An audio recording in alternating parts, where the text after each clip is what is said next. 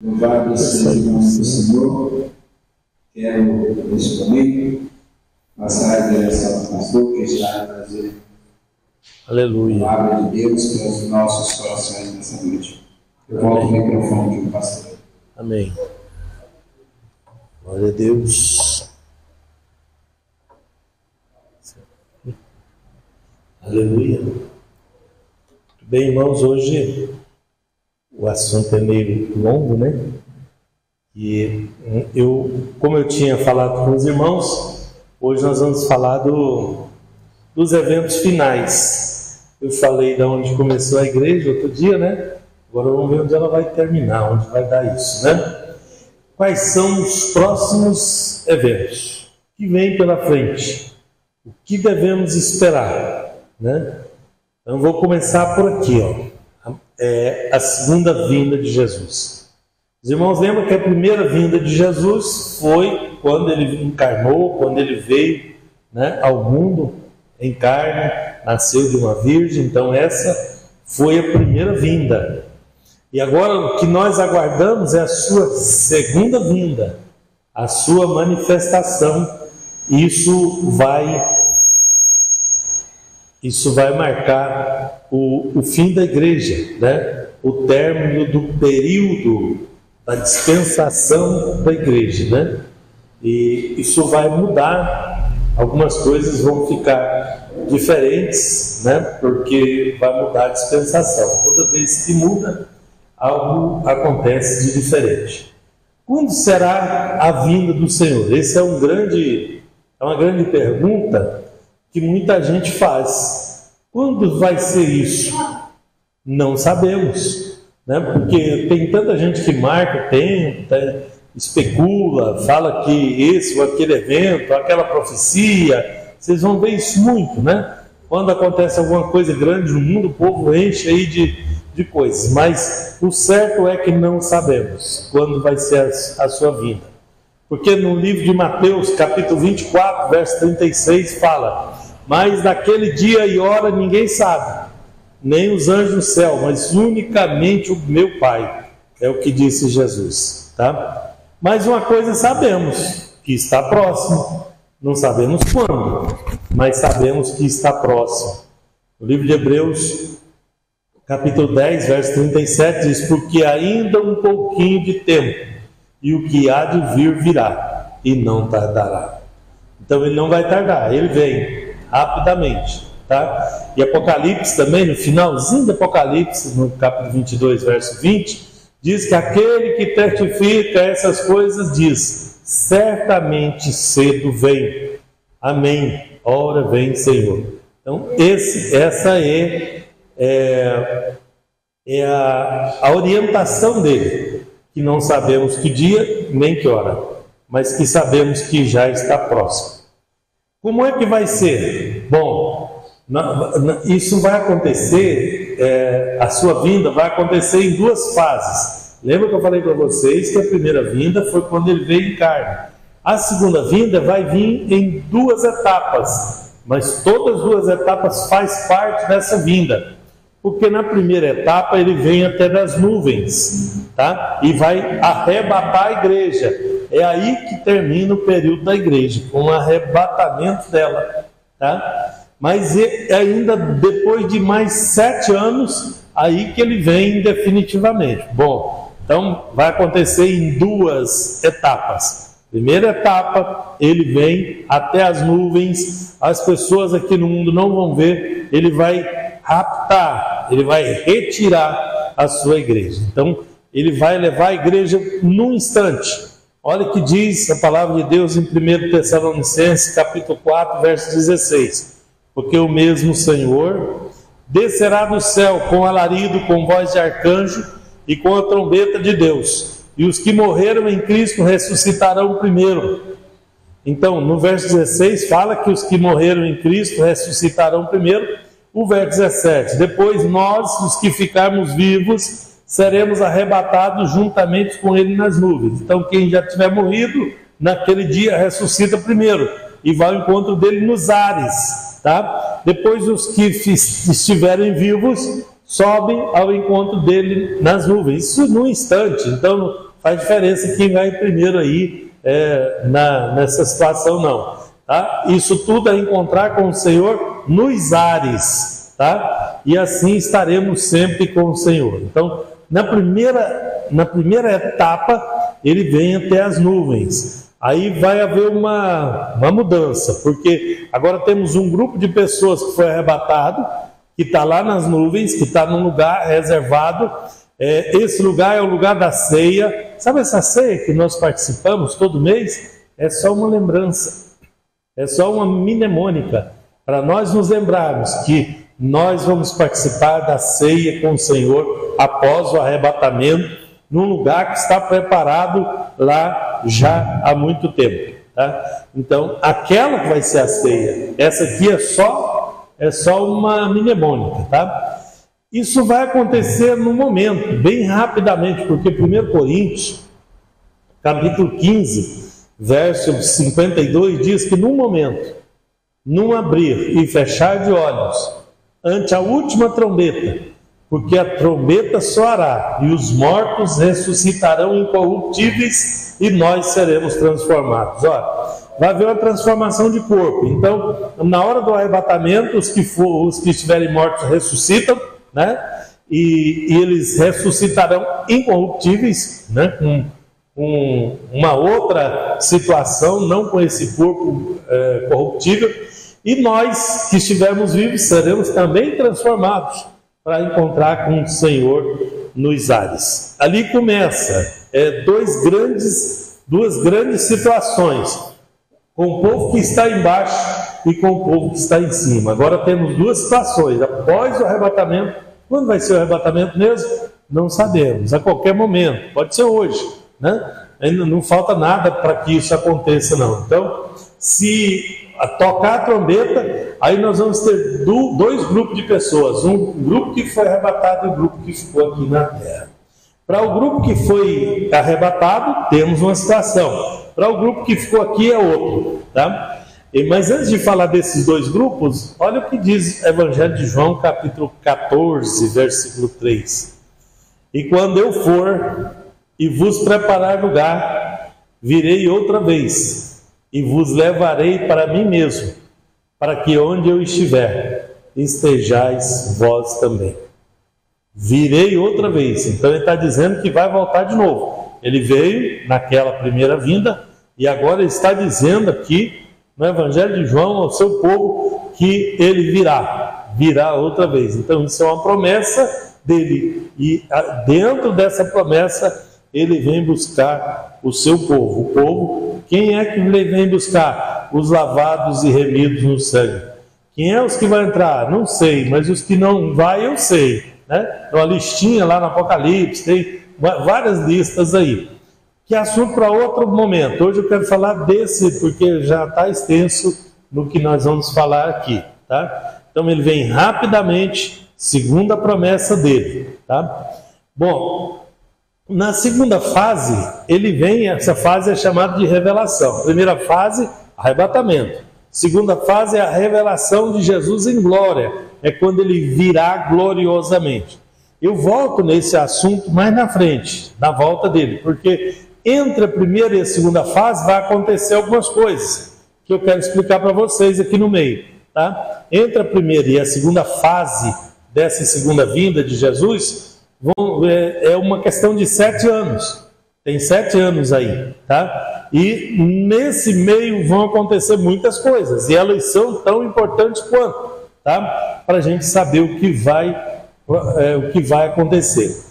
Bom, esses 7 anos se refere à última semana da profecia do profeta Daniel, tá? Das 70 semanas. Já se cumpriram 69 semanas de anos, tá? Então falta uma semana de ano que corresponde a 7 anos. Tá? Então isso vai acontecer pós-arrebatamento. Isso ficou parado no período da igreja. A igreja vem lá do tempo de Jesus até o arrebatamento. Então o período da igreja foi para Deus abrir as portas para quem não era daquela linhagem que o rejeitou, tá? Então o que aconteceu foi isso. Aí a igreja foi o jeito que Deus fez para não fazer acepção de pessoa e receber aqueles que quisessem se aproximar dele pela fé. Tá? Então, para o grupo de cima, nós temos 2 grupos depois do arrebatamento, né? Para o grupo de cima, durante 7 anos, o que vai acontecer? Veja Apocalipse 19, verso 9. E disse-me: escreve, bem-aventurados aqueles que são chamados à ceia das bodas do Cordeiro. E disse-me: essas são as verdadeiras palavras de Deus. Então, assim que aconteceu o arrebatamento, então começa a grande ceia. Jesus disse que não mais beberei do fruto da vide até aquele dia que eu participe de novo convosco no reino, né? no local que está preparado desde a fundação do mundo. Então, após o arrebatamento, meus irmãos, vai ser uma festa gloriosa. Vai ser um momento glorioso onde nós estaremos com Jesus. Ele estará conosco no grande cenáculo, né? Aquele cenáculo que ele preparou, que mandou os discípulos preparar para a última ceia, era um protótipo, era uma lembrança do que viria. Porque nesse dia, a grande mesa do Senhor, vai haver um grande banquete. Aqui nós comemos só um pedacinho de pão e tomamos um pouquinho de vinho para nos lembrar que um dia nós vamos participar da grande ceia no lar celestial com o nosso Senhor. É para nós não desanimar enquanto esse mundo cheio de violência, cheio de dificuldade, cheio de malícia, cheio de engano, de corrupção, né? Para que isso não nos desanime. Uma vez por mês nós participamos do corpo e do sangue para nos lembrar que nós vamos participar da ceia do Senhor, tá? Das bodas do Cordeiro, da ceia das bodas. Primeiro vem a ceia, né? A grande ceia. Durante esses 7 anos vão acontecer só 2 eventos com o grupo lá de cima. Um é a ceia, o outro é o tribunal de Cristo, tá? Tribunal de Cristo. Que tribunal é esse? Bom, Deus diz que não faz acepção de pessoas e que as pessoas seriam recompensadas por tudo que tiver feito por meio do corpo. Então, mesmo as pessoas que estiverem salvas, elas vão participar desse tribunal. Esse tribunal, meus irmãos, não é para definir quem vai ser salvo ou não vai. Esse tribunal é só para os salvos. Então quem foi no arrebatamento já está salvo. Mas lá nesse tribunal vai definir o nível que vai ficar cada uma das pessoas. Por quê? Veja, Romanos 14, verso 10 nos explica: mas tu, por que julgas a teu irmão? Ou tu também, que despreza teu irmão? Pois todos havemos de comparecer ante o tribunal de Cristo. Ele está falando aqui que todo mundo vai ter que comparecer. Está falando dos irmãos. Aqui Paulo está escrevendo aos irmãos de Roma, da igreja de Roma, né? As pessoas que não são crentes não foram ressuscitadas. As pessoas que não são crentes ficaram lá no sepulcro. As pessoas que não aceitaram Jesus e estavam vivas ficaram lá na terra. Os que vão participar desse tribunal são os arrebatados. Dentro desses arrebatados, então, nós temos a oportunidade hoje de fazer diferença, porque quando chegar lá, vai ter níveis diferentes de pagamento e recompensa. Por que eu sei disso? Olha, eu não separei muitos versículos, porque tem muita coisa para mostrar para vocês hoje. Eu quero dar um panorama geral e não fixar num assunto só. Tá, olha o que diz 2 Coríntios, capítulo 5, verso 10. Porque todos, está falando com os irmãos de novo de Corinto, tá? Devemos comparecer ante o tribunal de Cristo, para que cada um receba segundo o que tiver feito por meio do corpo, ou bem ou mal. Então eu podia separar aqui uma centena de versículos mostrando para vocês as obras que a gente faz, o trabalho que a gente faz, que vale... o que vale isso, né? Madeira, palha, feno, pedras preciosas, né? É cada nível de trabalho que a gente faz para que a gente receba o galardão. Galardão é uma coisa interessante, que é uma forma que Deus criou para premiar as pessoas, que as pessoas têm que ter fé para receber esse tipo de premiação, porque a gente não tem noção do valor. Se eu falar, olha, eu vou dar R$1.000 para os irmãos sabem o que fazer com R$1.000, sabem quanto vale sabe o que se compra com R$1.000, sabe o valor monetário disso, né? Mas se eu falar, vou dar 1.000 galardão para vocês, vocês não têm ideia do que seja, porque isso é a moeda de Deus, né? É a forma de Deus de recompensar. Então é uma coisa grandiosa, isso sabemos. Por que sabemos? Porque nós almejamos isso pela fé. A fé é o fundamento das coisas que não se vê. Então, quem tem fé para fazer, faça, porque vai receber galardão. E tanto que a sua fé alcançar o seu trabalho, a sua dedicação à obra de Deus, às coisas de Deus, porque tudo que nós tivermos feito por meio do corpo, seja bem ou seja mal, nós vamos receber a recompensa. Ou não, né? Se for mal, a recompensa é ruim, né? Mas de qualquer forma, aqui todos estão salvos. Eu vejo muitos aí dar um ataque de humildade e falar, não, se eu conseguir entrar lá, já está muito bom. Não, senhor, não está muito bom, não. Não está muito bom. Por quê? Porque se eu só conseguir entrar lá, mas todo mundo tiver mais galardão que eu, isso vai ser eternamente. Eternamente, irmãos. E as coisas de Deus, elas são gloriosas. Elas são grandiosas. Então eu tenho que valorizar o que Deus me dá. Eu tenho que valorizar as possibilidades que Deus me deu. Eu tenho que agir, porque Ele diz que tudo que te vier à mão para fazer, faça. Por quê? Porque vai receber recompensa. Que tamanho é essa recompensa? É do tamanho de Deus. A de Deus nunca é igual a dos homens. A recompensa de Deus vale a pena. E pela fé nós vemos isso, né? E Ele tem galardão para dar. Olha aqui a promessa de galardão em Apocalipse, né? No finalzinho também da Bíblia. Apocalipse 22, o verso 12 diz assim: eis que cedo venho, e o meu galardão está comigo, para dar a cada um segundo a sua obra. Então cada um vai receber individualmente. Ele não vai pegar os galardões e vai dar, toma 30, toma 30, toma 30, não. Cada um ele vai premiar de acordo com a sua justiça, de acordo, porque também uma coisa interessante no reino dos céus, essa premiação aí vai assustar muita gente, porque tem gente que acha que fez muita coisa, e vai chegar lá, vai receber um pouquinho só de galardão. Por quê? Porque o Senhor conhece a intenção do nosso coração. Ele sabe a motivação que nós fazemos as coisas para Ele.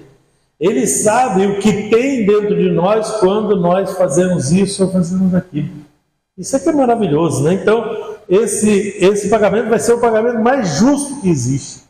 Essa recompensa vai ser a recompensa mais justa que existe, porque ela é feita por alguém que não tem corrupção e que vai premiar, galardoar a cada um segundo a sua obra, tá? E essa obra vai ser medida segundo a sua intenção. Olha que coisa tremenda, que coisa maravilhosa. Então aquelas pessoas que acham que vão enganar a Deus, né? Que vai fazer muita coisa para receber muito de Deus, conforme for a intenção, isso não vai dar um resultado tão adequado quanto a pessoa imagina, tá? E porque isso vem, né? Para premiar cada um pelas suas obras. Veja, então o grupo de cima, durante 7 anos, vai ter 2 eventos. Primeiro, o banquete, a ceia, né? Que ninguém é de ferro. Imagina comer aquelas comidas celestiais ali. Não vai ser um pãozinho e um vinho. Aquele pão e vinho é só para a gente não esquecer. Vai ser um banquete. Vai ser bodas. Sabe? Já viu um casamento de gente rica? É daquele jeito, né? Tem de tudo ali, né? Então vai ser uma coisa maravilhosa, né? Uma coisa gloriosa, é participar da bênção do Senhor que está preparada. Então, ali vai ser uma surpresa muito grande, porque não tem nada no mundo parecido com o que nós vamos ver ali, né? Não dá para comparar, né, uma mesa de Deus com a mesa dos homens. Por mais refinado que sejam esses homens, não se chega aos pés do que pode fazer o Senhor, né? Então isso vai ser um momento de alegria. Então vamos ter momento de festa, né? A primeira festa vai ser o banquete, e a segunda festa vai ser os galardões. Imagina a gente se alegrando junto com os irmãos, Carlos, recebe aqui, todo mundo fica alegre, sabe? Isso vai ser um momento de alegria, vai ser uma festa, na verdade, tá? Então, durante 7 anos nós estaremos em festa. Mas, para aquela equipe que ficou embaixo, aí a coisa vai ficar feia. Tá? Para quem não conseguir ir no arrebatamento, a coisa vai ficar feia. Tá? Que também vai acontecer em 2 fases, né? Tudo aqui foi em 2 fases, tá vendo? A vinda de Jesus foi em 2 fases. Ele vem primeiro nas nuvens e no final dessa tribulação ele desce com poder e glória, né? Para o grupo de cima, a primeira fase é o banquete, a segunda fase é o tribunal de galardão. Para a turma que ficou embaixo também é 2 fases, tá? Vai entrar no mundo um personagem chamado Anticristo ou a besta, tá?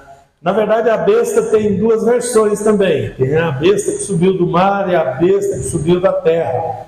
A besta que subiu do mar é o Anticristo, esse iníquo que vai governar o mundo, que vai administrar as nações, tá? E a outra besta é uma besta religiosa, porque eu sempre prego isso, meus irmãos. As 2 maiores forças que existem no mundo é a política e a religião. E por isso que elas nem andam juntas, nem poderiam andar juntas, porque uma acaba entrando em choque com a outra em algum momento.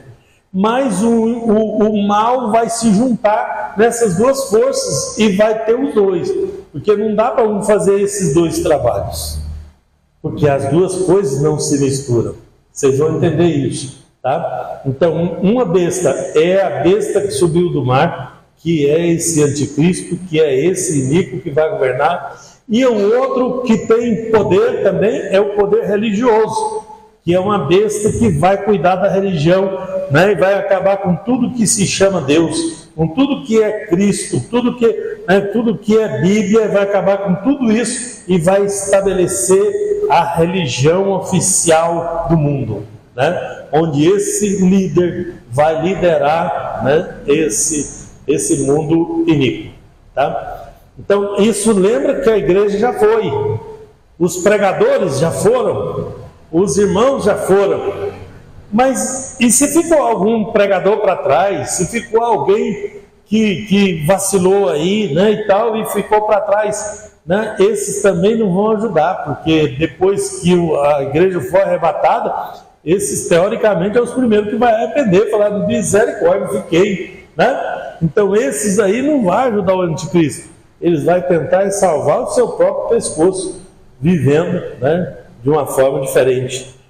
Mas como cremos, né, eu creio nisso com toda a alma, que a Bíblia vai ser um livro selado naqueles dias, as pessoas não vão compreender, né? Então os desviados que ficaram pelo mundo aí, eles vão sair querendo, né, procurando gente, não, prega para mim, me fala o que vai acontecer, né? Hoje eu tenho liberdade de vir aqui com vocês. Era para a igreja estar cheia de pessoas querendo ouvir o que estou falando aqui, tá vendo? Não tá, mas depois que arrebatar, que nós formos arrebatados, isso aqui vai encher de gente procurando, mas cadê aquele pastor? Cadê aqueles irmãos? Cadê, né? Nós queremos saber, queremos a palavra de Deus, aí já vai ser muito tarde, aí já era, né? Então, na verdade, assim que aconteceu o arrebatamento, começa a primeira fase. Esse anticristo, esse personagem, vai promover a paz. A paz, sim, ele só vai conseguir governar porque ele vai ser um grande negociador, vai ter um progresso espantoso aqui na terra. Vai ser um momento que a terra nunca viu, porque vai juntar as nações, vai juntar os povos, tá? E esse anticristo, ele é um homem personificando o diabo e se apresentando como se fosse Deus, tá? Ele vai se apresentar como se fosse Deus. Ele vai ter uns problemas. O primeiro grande problema dele vai ser com Israel, porque o povo de Israel foi curado da idolatria, né, teoricamente, lá na Babilônia, primeiro no Egito, depois na Babilônia, no exílio. Então, o israelita tem a ojeriza de idolatria. Mas ele não vai vir com cara de idolatria, ele vai vir com cara de igreja. Ele vai se apresentar como o Messias que o povo de Israel está esperando. Ele vai se mostrar como Deus, como o Messias. Né? O povo de Israel está lá clamando pelo Messias. Então, quem não foi no arrebatamento, quem que vai no arrebatamento? Aqueles que forem lavados e remidos no sangue de Cordeiro. O arrebatamento é o arrebatamento da igreja. Então, aqueles que aceitar ser igreja, esses vão. Que tiver a fé, que se enquadrar nos requisitos de Deus, esse vai no arrebatamento. Mas vai ficar um pouco atrás. E um povo de Israel em grande quantidade, e eles vão fazer a diferença. Tanto que eles vão fazer um acordo com o anticristo. Tá? O acordo é para que o anticristo não venha reinar lá em Jerusalém. Vocês sabem que o anticristo é a personificação do diabo. Então o que ele vai querer fazer? Ele vai querer ser Deus. Ele vai querer se assentar no trono de Deus. Então ele vai querer se assentar no lugar que Deus falou que é no lugar do seu trono, que é em Jerusalém, que é no monte de Jerusalém. Aquilo ali está para explodir uma situação irreversível lá em Jerusalém, meus irmãos, porque lá é o lugar que Deus disse que é a habitação dele na terra.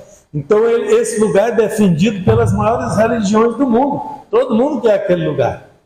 E Israel estava procurando uma chance, e tudo que ele está fazendo, aquilo que o exército de Israel está fazendo, o povo de Israel está fazendo, é preparando para ficar naquele lugar, né, para voltar o templo, para voltar a fazer o sacrifício e toda aquela coisa. O anticristo entra no cenário, e como Israel tem muitos aliados pelo mundo, porque vocês sabem que a economia mais pujante do mundo é de Israel.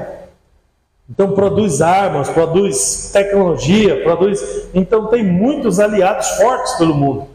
Então esse anticristo não conseguiria reinar sem o apoio de Israel. E como é que Israel vai apoiar ele? Fazendo um acordo que não vai governar lá né, em Jerusalém. Então ele vai começar governando em outro lugar. Tá? E vai resolver os problemas, porque vai ficar mais tranquilo para resolver. Veja, arrebatou a igreja, vai sobrar casa, vai sobrar riqueza, vai sobrar uma porção de coisa que ele vai resolver. Não, tira as pessoas que estão lá no polígono da seca, coloca ali, tira dali, põe aqui, tira lá do outro lado do mundo, põe cá, e vai resolver tudo. Então vai haver um progresso. E ali um governo central que controla a bolsa de valor, que controla a riqueza do povo. Então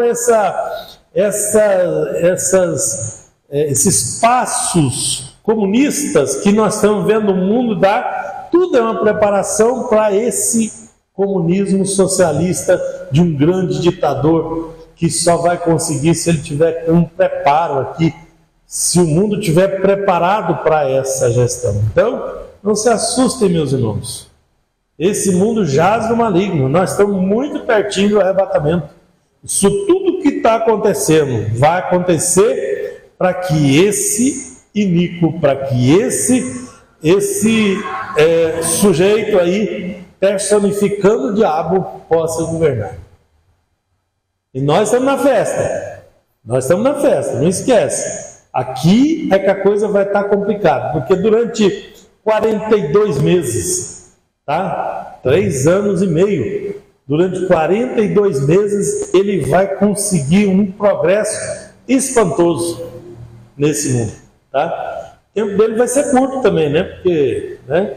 Menos do que o governo aqui, o governo do estado, o presidente, né? Que é 4 anos, né? Então lá vai ser 3 anos e meio, né? O governo dele, a primeira fase. Bom, olha o que diz Apocalipse, falando desse anticristo. Apocalipse 13:5. E foi-lhe dada uma boca para proferir grandes coisas e blasfêmias. E deu-se-lhe o poder para agir por 42 meses. Então eu falei para vocês que ele teria um grande poder por 42 meses. Tá? Ele vai ser o falso Messias. Ele vai se personificar e vai se apresentar como Deus. Mas é um Deus falso. Olha Apocalipse 13, verso 3. Toda a terra se maravilhará após a besta. Porque o que o homem espera é o que o homem vai ver. O que as pessoas estão esperando é o que as pessoas vão ver. Eles querem, quando Jesus veio, né? A primeira vinda de Jesus, aconteceu uns fatos interessantes. Ele veio dizendo que era o Messias, né? No começo ele não falou, mas depois ele abriu e falou: olha, eu sou o Messias. Aí os israelitas: não, você não é nosso rei não, crucificam. Porque na cabeça deles, eles esperavam um rei que viesse com uma coroa de ouro na cabeça e com um exército atrás e acabasse com os romanos que os estavam oprimindo. Eles queriam um reino nesse mundo, né? Eles queriam uma manifestação no reino desse mundo. Então o anticristo vai dar exatamente o que eles querem.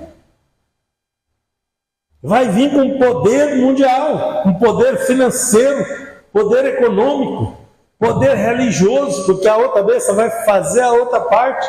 Muitos vão ficar desconfiados e tal, mas aí não vai ter muita saída, porque para comprar, para vender, vai ter controle, né? Vai ter que... Você entra no supermercado, você está marcado, recebeu a marca, aderiu à igreja da besta. Vocês não ficam com medo da marca aqui não, viu, irmãos? Não fica com medo não. Isso não vale para o nosso tempo não. Se você falar, não, é porque lá nos Estados Unidos já estão usando, viu? Estou falando por isso. Todo mundo lá, o povo já está saindo com o Trump, agora mandou marcar todo mundo. O Elon Musk está botando chip em todo mundo lá, está marcando todo mundo. A pessoa vai lá no mercado, passa a mão lá, aí aparece a conta dele. É assim que está acontecendo. Mas isso não vale para tomar a salvação de ninguém, não. A salvação só se perde se negar a Jesus. Se na hora de pôr a marca, o sujeito lá falar: nega seu Jesus que eu coloco a marca, aí você sai fora dele. Mas isso só vai acontecer depois do arrebatamento. Isso não vai acontecer com a igreja, né? Essa troca, porque aí a pessoa vai ter que trocar Jesus pela igreja do anticristo, que nem existe ainda. Tá? Ele vai ter que trocar a religião dele. Não, para ter paz, quem acabou com o mundo foi esses crentes. Os crentes que aí sumiram os crentes tudo aí, porque eles estavam acabando com o mundo. Agora nós temos paz, agora temos prosperidade, agora temos umas igrejonas aí, toda, né, do jeito que as pessoas querem. Isso aqui não é do jeito que as pessoas querem, não. Eles querem um conforto, eles querem uma opulência, eles querem uma coisa que eles vão conseguir quando o arrebatamento passar. Só lá na frente. Então toda a terra vai se maravilhar dessas bestas aí, das duas. A besta administrativa e a besta religiosa. Isso tem muita coisa que eu não coloquei tudo aqui, por conta do tempo, meus irmãos, mas essa besta aí, a segunda besta, a besta religiosa, foi dada a ela também uma boca para fazer milagre até, a fazer descer fogo do céu. As pessoas falam: se ele é o Messias mesmo, ele vai conseguir, ele vai fazer milagre. Pois ele vai fazer. Ele vai fazer para enganar as pessoas. E para enganar, não vai enganar só com a conversa, né? Ninguém cai em conversa mais, né? Nem agora, no nosso tempo, não cai. Não é verdade? Pois é, e ele vai, né? Ele vai fazer esse negócio de estátua chorar, para ele é moleza fazer. Descer fogo do céu, consumir alguma coisa, moleza para ele. Tá? Porque foi lhe dado o poder para fazer essas coisas. Para enganar as pessoas. Tá? Então as pessoas vão ficar maravilhados com ele por 42 meses. Até Israel, a nação de Israel, vai fazer uma aliança com ele.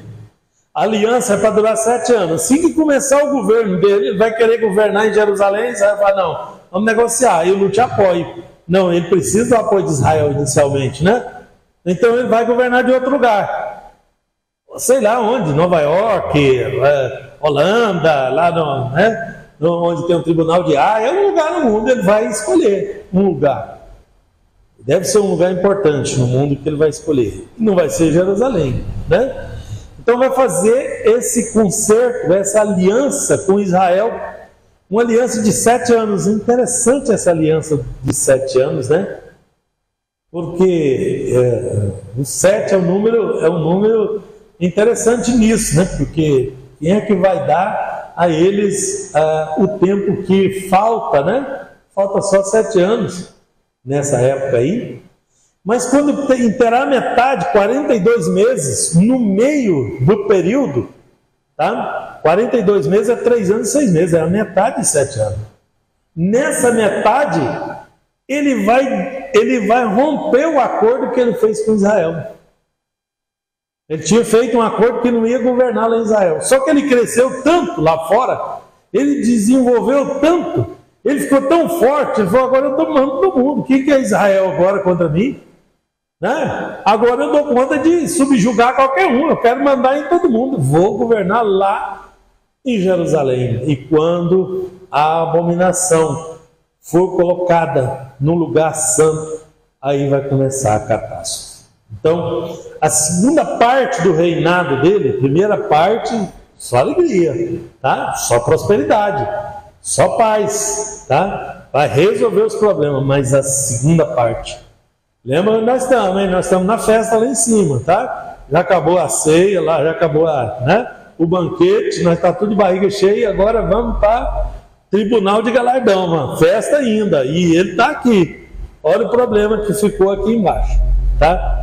Então, depois de 3 anos e 6 meses, metade desse tempo, ele vai desfazer a aliança. Então, ele vai começar a perseguir o povo de Israel. E todo mundo que perseguiu o povo de Israel sofreu dano. Todo mundo, até hoje. Deus disse: abençoarei os que te abençoarem, e amaldiçoarei os que te amaldiçoarem. Então nunca se esqueça de orar por Israel, porque Israel é o povo escolhido. Fez o que é errado? Fez. Foi punido? Foi. Mas quem puniu Israel também foi punido. Isso aconteceu com a Babilônia, aconteceu com os Medo-Persas, aconteceu com o Egito, aconteceu com os assírios, todo mundo que mexeu com Israel levou um grande prejuízo. Quase foi exterminado. Teve nação que foi exterminada, os assírios, os babilônios, né? Não tem mais. Os egípcios, o povo que mora lá hoje são muçulmanos. Aqueles egípcios lá foi exterminado, porque eles oprimiram Israel por 400 anos. Tá? Escravizou e maltratou Israel por 400 anos, então teve um alto preço. Bom, então esses últimos 3 anos e 6 meses vai compreender ao momento de tribulação propriamente dito, tá? O sofrimento vai ser de tal forma que vai durar mais, se durasse mais tempo, ninguém escaparia, tá? Se fosse maior do que vai ser, nenhuma carne ia aguentar o sofrimento. Esse sofrimento vai ser fora do comum, o que vai acontecer nesse mundo, nessa segunda fase. Então, o povo de Israel vai ser oprimido por esse governo vai estar sofrendo as consequências, porque vai ter grandes catástrofes, Deus vai estar agindo, né? E vai derramar aquelas taças, vai derramar, sabe, vai começar a acontecer grandes coisas, né? E vai ter uma aflição muito grande no mundo. São 3 anos e 6 meses de aflição, de dureza, tá? E diz aqui no livro de Mateus, olha, Mateus 24, 21, porque haverá tão grande aflição como nunca houve desde o princípio do mundo até agora, e nem tampouco há de haver igual. Nem tampouco há de haver. Então, nunca teve sofrimento tão grande como o que vai acontecer ali. E um dos propósitos dessa tribulação é para levar Israel ao arrependimento, o povo de Israel. Olha que interessante. Tá?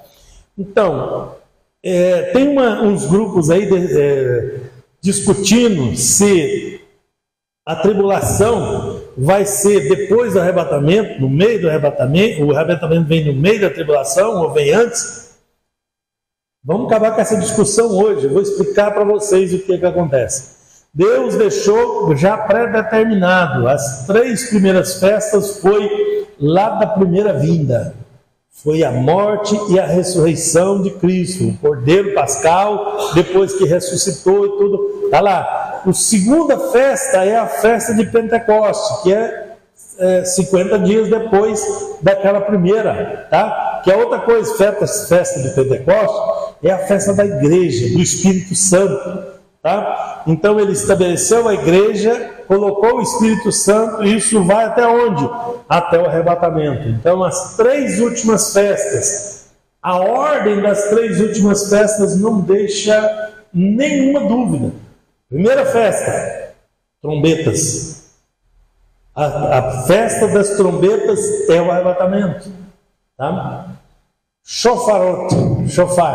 Shofar é chifre de carneiro. A trombeta é feita de chifre de carneiro.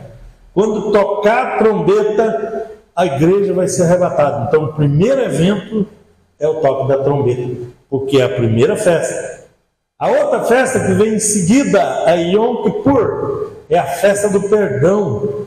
É a festa da reconciliação. Não é uma festa, é uma celebração, como eu já expliquei para os irmãos, tá? Isso é o momento em que Deus vai perdoar Israel, que é na tribulação. Essa tribulação vai acontecer depois do arrebatamento, porque o negócio dele com a igreja é no período da igreja. Quer ir morar com Jesus? Entra na igreja e vai na caravana, porque depois aquele negócio lá é para o povo de Israel. É para converter o povo de Israel que está com o coração endurecido esperando o Messias, que já veio. Aí o que acontece é que o propósito dessa tribulação é justamente Deus cumprir a promessa que Ele deu ao povo de Israel, de recuperá-los e salvá-los. Então, quando terminar a grande tribulação, aí vem a última festa. Qual é a última festa? É a festa das cabanas. Essa festa das cabanas é a festa dos tabernáculos, que é chamada na Bíblia, tá? É quando Deus vai tabernacular conosco, é quando Ele vai morar conosco. Isso já está falando do milênio, onde Jesus vem para governar por 1000 anos. Então, primeiro o arrebatamento, depois vem a tribulação e depois vem o milênio, tá? É bem definida a ordem pela ordem da festa, porque a mesma coisa acontecia lá nas primeiras festas. Primeiro era a Páscoa, tá? Primeiro o cordeiro morre, depois ele ressuscita. Como é que ele vai ressuscitar antes de morrer, né? Então tem uma ordem lá e tem uma ordem aqui, tá bom? Então vai ter muita aflição, vai ter muito choro, vai ter muita dor, tá? E quando Jerusalém estiver cercada de exércitos das nações confederadas, o que são nações confederadas? O anticristo vai juntar as maiores nações do mundo, porque as economias vão estar interligadas. A moeda é uma moeda só, né? Os governos dependem dele para um monte de coisa. E essa negociação toda, já tem gente falando aí, fazendo as contas de quem que é esse anticristo.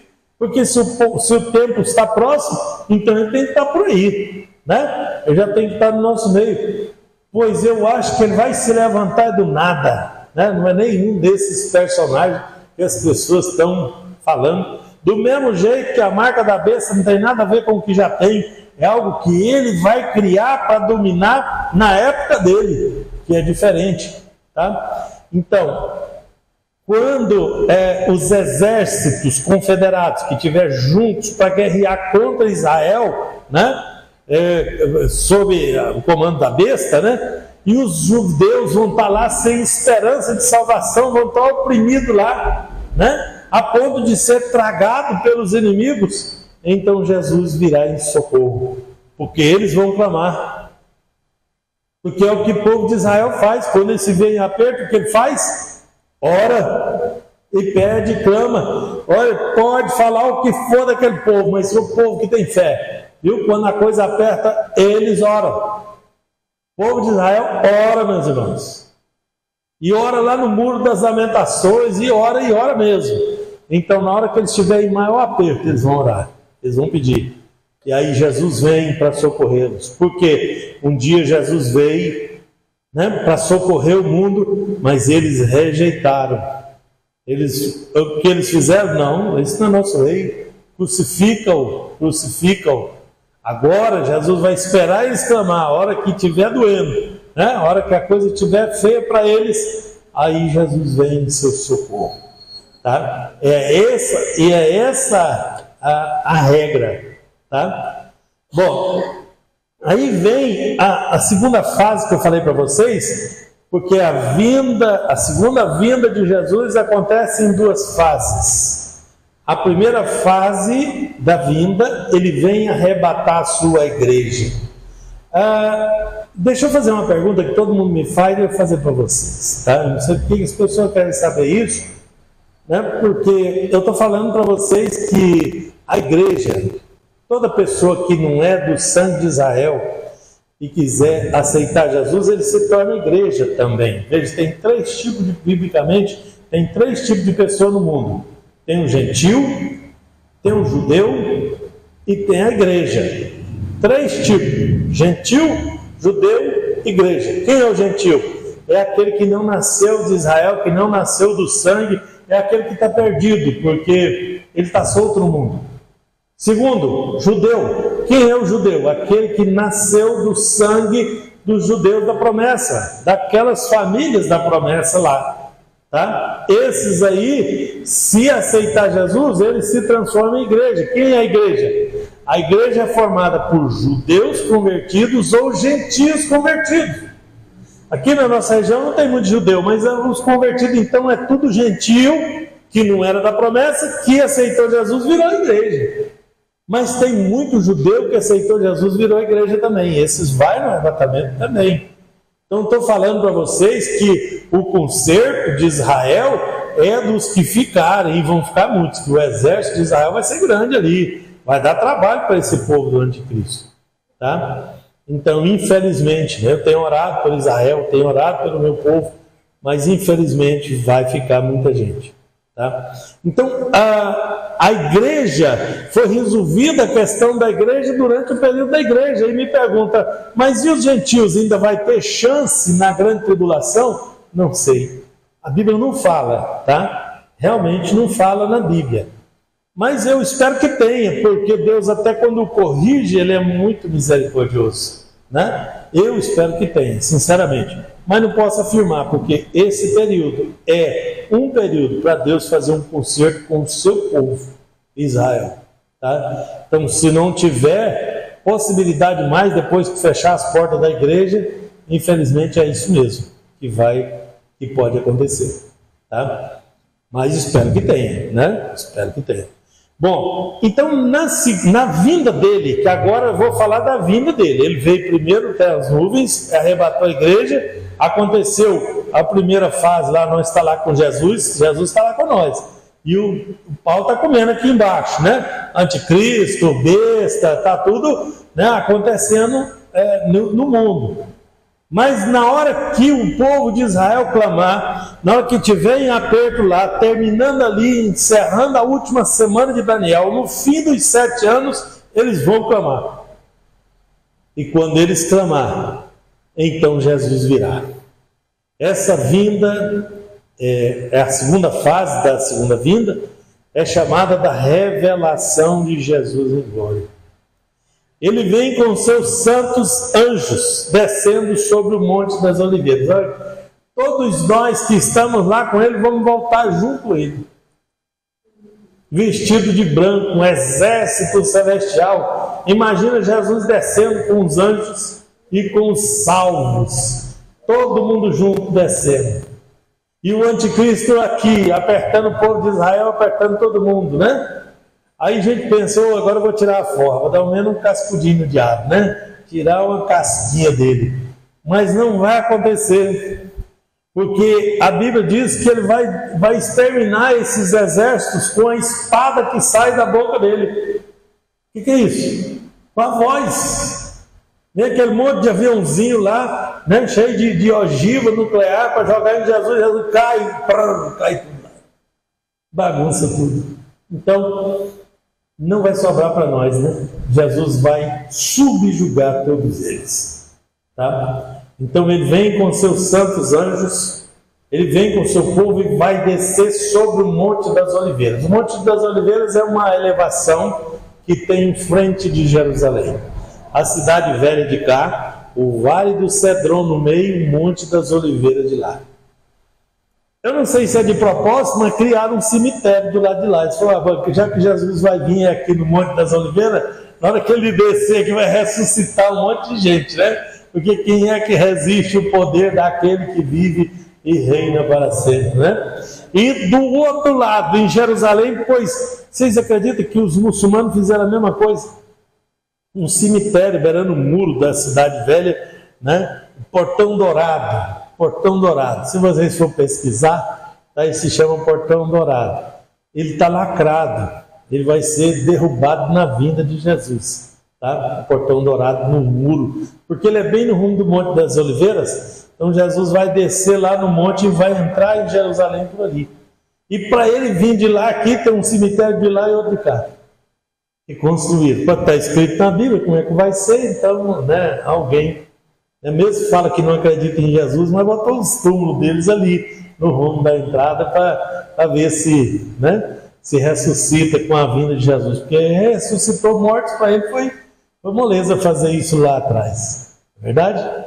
Então ele vem para livrar Israel, que está a ponto de sucumbir, né, e vai, que está sob o exército confederado do anticristo, né, Israel está para perder a guerra ali, e vem para julgar as nações e vem estabelecer o seu reino celestial, milenial. Tá? Um reino do céu na terra, vamos dizer assim, porque quando Jesus vier governar esse mundo, irmãos, ele vai ensinar esses políticos como é que governa. Ele vai ensinar como é que faz as coisas sem corrupção. Ele vai ensinar como é que faz as coisas direito. Tá? 1000 anos ele vai governar nesse mundo, viu? 1000 anos. E cadê os que morreram, que estavam sepultados? Porque quem ressuscitou foi só os que foram para a festa. E os outros? Os outros continuam lá, no sepulcro, até depois do milênio. Porque o juízo final só vai acontecer depois desse milênio, desses 1000 anos que ainda tem pela frente. Tá? Todas as pessoas que não forem salvas só vão ressuscitar depois do milênio. A ressurreição que vai acontecer é para o salvo, para a igreja. É o arrebatamento da igreja. Ressuscita os que estiverem mortos e sobe os que estiverem vivos. E os que morreram daí para cá, tudo vai para a sepultura e só volta depois do milênio. Todo mundo volta para dar conta diante de Deus para o grande dia do juízo final. Tá? Bom, aí diz lá, ó, Mateus 24:30. Então aparecerá no céu o sinal do Filho do Homem, e todas as tribos da terra se lamentarão, e verão o Filho do Homem vindo sobre as nuvens do céu, com grande poder e glória. Lembra que na primeira fase ele veio até as nuvens e arrebatou a igreja, ninguém viu ele. Mas agora, nessa vinda gloriosa, todo olho verá. Nessa vinda gloriosa, todo mundo vai olhar e vai saber que é ele. Porque, vocês lembram quando ele aparece lá na fornalha de fogo, o rei que nem crente não era, falou, estou vendo um quarto homem lá. E ele parece ser o Filho de Deus, né? Porque não tem essa criatura no universo que não reconhece o Filho de Deus em glória. Apocalipse 1, verso 7. Eis que vem com as nuvens, e todo olho o verá, até mesmo os que foram traspassados. E todas as tribos da terra se lamentarão sobre ele. Sim e amém. É isso que vai acontecer, tá? Olha o que diz Zacarias, capítulo 14, verso 3 e 4. O Senhor sairá a peleja contra essas nações, como pelejou sim no dia da batalha. E naquele dia estarão os seus pés sobre o Monte das Oliveiras. Ele vem com poder e grande glória e vai descer no Monte das Oliveiras. É o que está escrito na profecia. De fronte de Jerusalém. Então, dessa profecia que tem esses cemitérios lá. Tá? E o Monte das Oliveiras será fendido ao meio, vai rachar no meio. para o Oriente e para o Ocidente. E haverá um vale muito grande, metade do monte para um lado e metade do monte para o outro. E ali vai nascer o rio da vida de novo. Sabe aquele rio da vida que tinha lá no Éden? Vai brotar ali de novo. Porque Jesus vai governando ali. Ali ele vai colocar o seu trono. Em Jerusalém será o trono de glória do Rei glorioso que virá. Por isso que o anticristo queria botar o trono dele lá. E é ali que ele foi punido. É ali que ele se deu mal. É ali que ele perdeu a batalha, né? Foi tentar entrar no meio do povo de Israel. Deixa eu só ilustrar para vocês, para terminar, para não ficar muito extenso. Falei para vocês que o assunto hoje era meio grande, né? E eu estou tentando resumir o máximo que dá aqui, né? Espremer o máximo que dá. Mas Apocalipse 19, eu gosto demais desse trecho. Apocalipse 19. E vi o céu aberto, o verso 11 a seguir. E vi o céu aberto e eis um cavalo branco. Esse cavalo branco aqui é o de Jesus. Tem outro cavalo branco que é outra coisa. É o falsificado, é o anticristo, tá? Mas lá na descrição dá para a gente ver que não é o Jesus, no outro.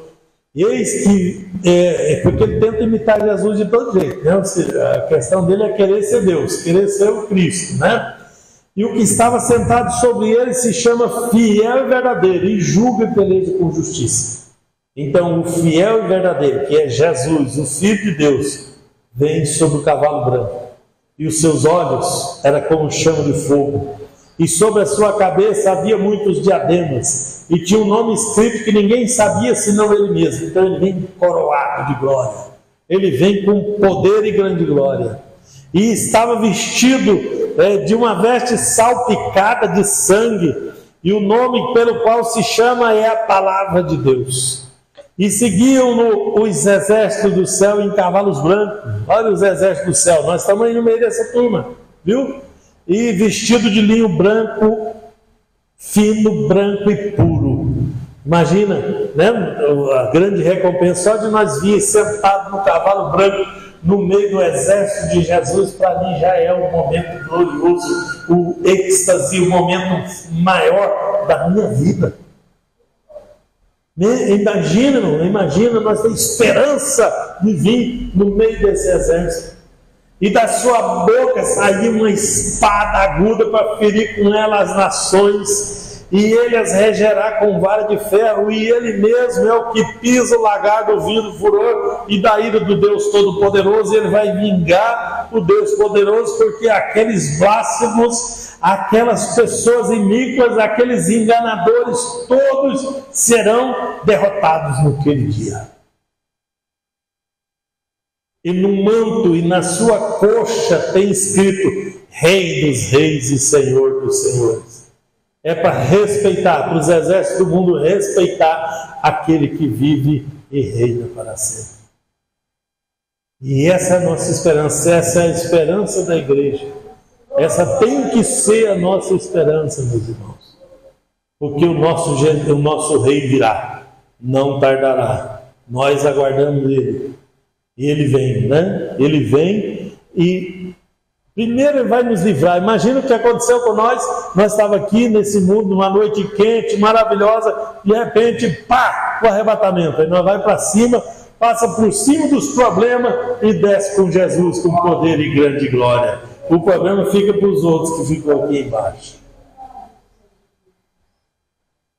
Então, meus irmãos, nós temos que orar, temos que pregar, temos que anunciar o Evangelho, pregar para as pessoas, para mais pessoas querer passar por cima do problema conosco. Porque o dia vem e não tardará. Amém? Vamos terminar por aqui? Glória a Deus.